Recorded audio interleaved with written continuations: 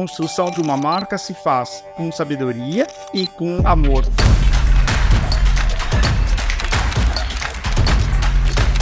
Uma coisa que sempre me perguntam, qual é a minha inspiração?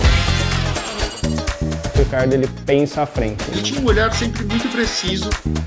Tecnologia, né? Elegância. Tive vários desfiles assim que me chamam muita atenção, né?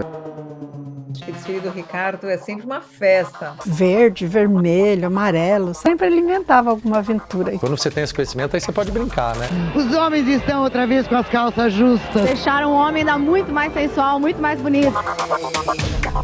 Ele deixava os homens mais elegantes da cidade.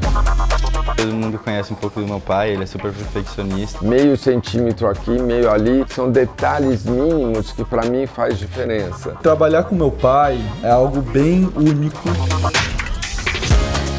Tudo que eu sei foi ele que me ensinou. Quando a peça fica pronta, É muito gratificante. Que orgulho de pertencer, né? É uma sensação de um gol de placa, você entende? Ninguém faz 40 anos de marca brincando.